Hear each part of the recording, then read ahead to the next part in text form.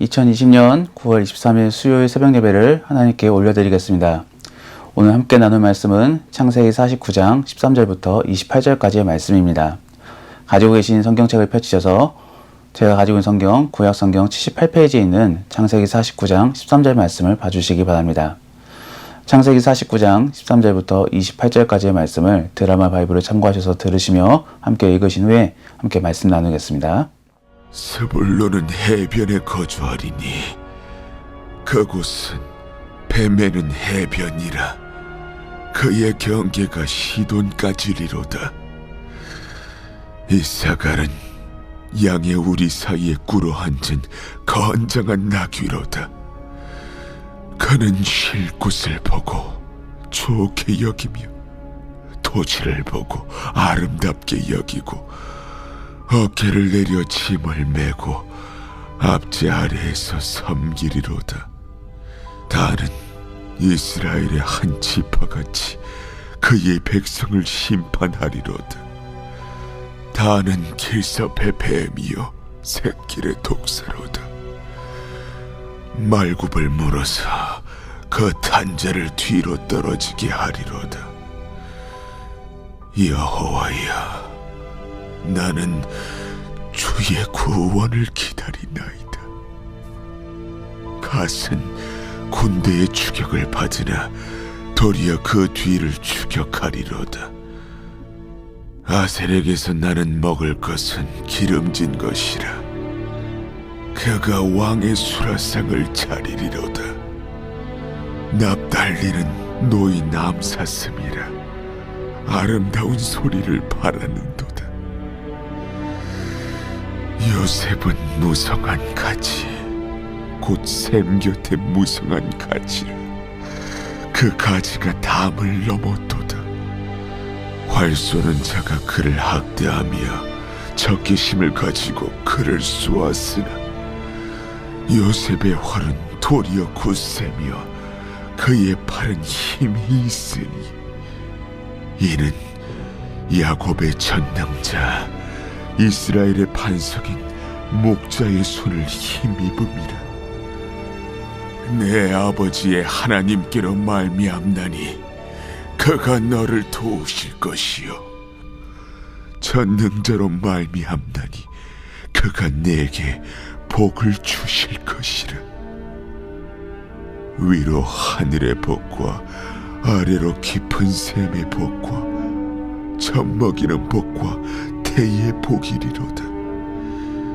내 아버지의 축복이 내 선조의 축복보다 나아서 영원한 산이 한없음같이 이 축복이 요셉의 머리로 돌아오며 그 형제 중 뛰어난 자의 정수리로 돌아오리로다.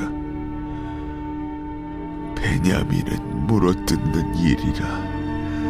아침에는 빼앗은 것을 먹고 저녁에는 움킨 것을 나누리로다.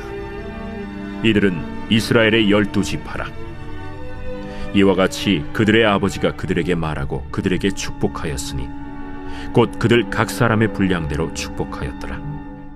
어제 본문에 이어서 오늘 본문도 야곱은 죽기 전에 자녀들 각자에게 예언이 섞인 유언을 전달하고 있습니다. 어제 본문 속에서는 르우벤, 시므온, 그리고 레위, 유다에게 전하였다면 오늘 본문에서는 요셉을 포함한 나머지 자녀들 각자에게 유언을 전달하고 있습니다. 그런데 이 유언을 잘 살펴보면 그냥 잘 살라라는 그런 덕담하는 수준이 아닌 저주 같아 보이는 말도 섞여 있습니다. 예를 들면 이사 같은 경우입니다. 15절 말씀에 보면 앞제 아래에서 섬기리로다 라고 전하며 넌 종이 될 거야 라고 말을 남깁니다. 저는 오늘 본문을 바라보면서 하나님께서 우리에게 남기시고자 하는 뜻이 무엇일지를 깊이 생각해 보았습니다.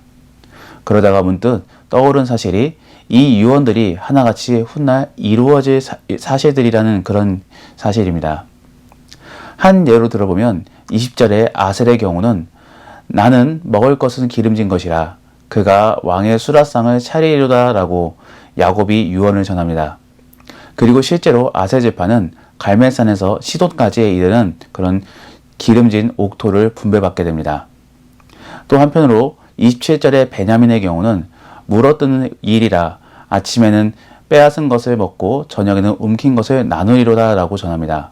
그리고 실제로 베냐민 지파는 이스라엘의 어느 지파보다도 용감무쌍한 지파로 발전하게 되고 훗날 사사기 시대에는 10개 지파와 전쟁을 벌일 정도로 대담한 군사력을 가진 지파로 성장하게 됩니다. 우리는 이런 예언과 같은 그런 야곱의 유언을 통하여서 하나님의 섭리에 대해 함께 생각해 보기를 원합니다. 섭리란 것이 무엇입니까? 태초부터 작정하신 하나님의 계획과 함께 지금도 역사하시는 하나님의 개념을 합친 것이 바로 섭리입니다. 그렇기에 오늘 이 시간에 하나님의 말씀을 듣는 것 또한 하나님의 섭리 속에 포함되어 있는 것이며 우리가 하나님께 부름받아 구원을 받고 저 새하늘과 새 땅에 들어가는 것 또한 하나님의 섭리 안에 포함되어 있는 것입니다. 우리가 오늘 본문의 내용과 함께 하나님의 섭리를 두고 묵상해 보며 몇 가지 사실을 깨닫고 우리 생각의 범위를 확장시킬 수 있기를 원합니다. 자, 그럼 첫 번째로 깨달아야 될 사실은 잘됨과 못됨 모두 하나님의 섭리 안에 포함되어 있다라는 사실입니다. 하나님을 믿는 우리들은 보통 삶 속에서 잘되면 주께서 함께 하시는 것 같고 또한 삶 속에서 어려움이 있다면 주님이 나를 떠난 것처럼 여길 때가 있습니다. 우리는 이러한 사실들이 큰 오해임을 깨달아야 합니다. 잘되든 못되든 간에 모두 하나님의 계획 안에 있고 그 섭리 속에서 이루어짐을 우리는 믿어야 하는 것입니다. 오늘 본문 속에 이사갈이나 아셀은 듣기 별로 좋지 않은 그런 예언들을 듣습니다. 그렇다고 그들이 하나님의 공동체인 이스라엘에 속하지 않는 것은 결코 아닙니다. 더불어 요셉과 같은 경우도 다른 형제들보다도 훨씬 좋은 예언을 들었음에도 불구하고 결국 그의 자녀들의 지파들은 아수르에 멸망당하게 이릅니다. 우리가 여기서 깨달아야 될 사실은 지금 어려운 소리를 들었다고 해서 실망할 필요가 없다라는 것입니다. 정작 중요한 사실은 하나님의 공동체에 속해 있기에 하나님의 보호하심을 받을 것이란 사실입니다. 더불어 하나님께서는 각자에게 더도 말고 덜도 아닌 각자의 분량에 맞는 그런 축복들을 내리십니다. 28절에 이런 말씀이 있습니다. 그들의 아버지가 그들에게 말하고 그들에게 축복하였으니 곧 그들 각 사람의 분량대로 축복하였더라. 제가 예전에 알고 있던 그런 청년 중에 하나는 수능 전 울산 지진 사태로 우연찮게 좋은 대학을 입학하게 되었습니다. 그 청년이 이렇게 고백하였습니다. 저는 너무나 행운하였습니다. 저는 지금 너무나 기쁩니다. 그런데 날이 갈수록 이 청년의 얼굴은 굳어지고 과한 스트레스를 받는 것입니다. 왜냐하면 그만큼 실력이 안 됨에도 불구하고 공부가 과한 곳으로 들어가 환경에 적응하지 못한 것입니다. 결국 휴학을 결정하게 되었고 반수를 고민하게 되었습니다. 여러분들, 이 청년에게 있어서 그 좋은 대학은 과연 축복이었을까요? 결국 멀리 바라보면 하나님의 축복이라고도 말할 수 있겠지만 짧은 안목 속에서는 불행이라고 말할 수도 있을 것입니다. 우리는 어떤 상황 속에서도 분량만큼 채우시는 하나님의 섭리에 감사할 수 있어야 하는 것입니다. 내 기준에는 못 미칠 수 있을 수도 있지만 하나님의 기준에는 맞는 것입니다. 하나님의 기준 속에서는 그 안에서 주께 가까이 나아옴으로 구원을 누리면 되는 것이니까요. 그렇기에 각자의 분량 속에 우리는 자족하는 삶을 살아야 하는 것입니다. 빌립보서 4장 11절 말씀을 보면 내가 궁핍함으로 말하는 것이 아니라 어떠한 형편이든지 나는 자족하기를 배웠노니 라고 전하면서 13절 말씀에 내게 능력 주시는 자 안에서 내가 모든 것을 할 수 있느니라 라고 전하고 있습니다. 그런데 12절 말씀을 참고해보면 바울은 정말 배고픔과 궁핍함을 많이 경험하였던 사람이었습니다. 더욱이 앞으로 창세기 이후에 보게 될 고린도 후서 말씀에도 보면 사도 바울이 사역 속에서 얼마나 많은 심정적인 어려움들을 겪는지를 찾아볼 수 있을 것입니다. 그럼에도 그가 만족할 수 있는 이유는 주님이 함께 하시기 때문입니다. 저도 마찬가지입니다. 저는 어떤 상황 속에서도 감사하는 마음을 갖고자 노력하고 또한 그런 마음 속에 구원을 누리고 있습니다. 생각해보면 지금까지 모든 삶이 하나님께서 주신 은혜이고 저를 성장시키기 위한 하나님의 시험이었습니다. 그렇기에 뒤돌아보면 감사밖에 나올 것이 없습니다. 저는 우리 모든 성도님들 삶 가운데서도 이런 하나님의 섭리를 인정하며 감사가 나올 수 있기를 소원합니다. 우리가 믿는 하나님은 반드시 행한 대로 갚으시는 하나님입니다. 지금은 비록 부족하여 어려움이 있다 할지라도 우리가 믿음을 갖고 계속 주를 의지한다면 그 어느 순간에는 복되고 구원이 넘치는 미래로 인도해 주십니다. 오늘 본문 속의 야곱의 자식들도 바라보십시오. 각 자녀들이 행한 대로 야곱의 유언을 받았습니다. 그렇다고 나쁜 유언을 받았다고 해서 인생이 끝나는 것은 아닙니다. 거기서부터 다시 훈련받고 주를 의지하여 거룩한 삶을 살면 되는 것입니다. 우리 그리스도인들에게는 죽을 때까지 패자 부활전의 은혜가 있을 줄 믿습니다. 그래서 잘못하면 징계를 받지만 잘하면 다시 하나님께 축복을 받음으로 더 나은 미래를 기대하게 되실 줄 믿습니다. 말씀을 정리합니다.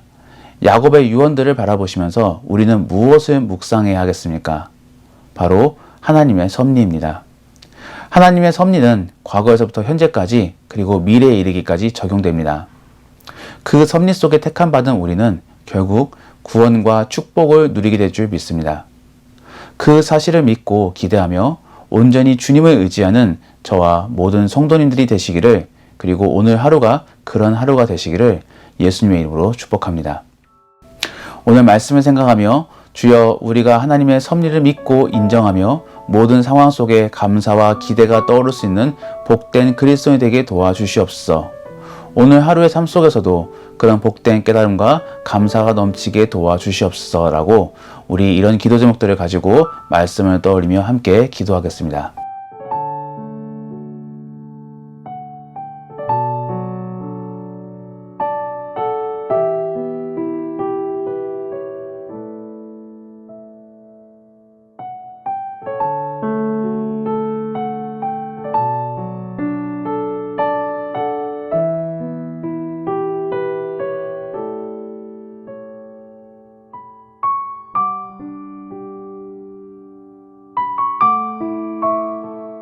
나라와 사회를 위해서 기도할 때에는 코로나 확산이 멈춰지게 도와주시고 우리 안에 공동체 의식을 지님으로써 서로를 배려할 수 있는 사회가 될 수 있게 도와주시옵소서.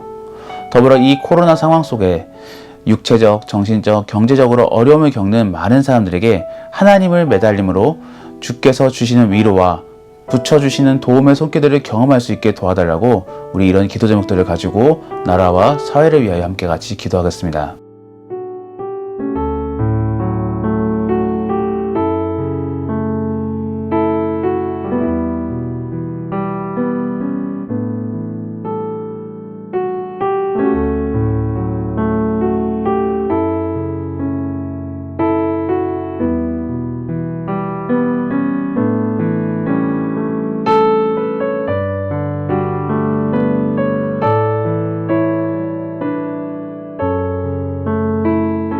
교회를 위하여 기도하실 때에는 코로나로 인하여 공동의회가 연기되므로 담임 목사 청빙 과정이 지연되고 있는데 이 모든 과정을 주께서 책임져 주시고 우리는 그 결과에 만족하여 주께 감사할 수 있게 허락하여 주시옵소서. 더불어 장기적인 온라인 예배 속에서 우리 성도들의 신앙을 지켜주시고 예배 생활이 무너지지 않도록 도와달라고 우리 이런 기도 제목들을 가지고 교회를 위하여 함께 기도하겠습니다.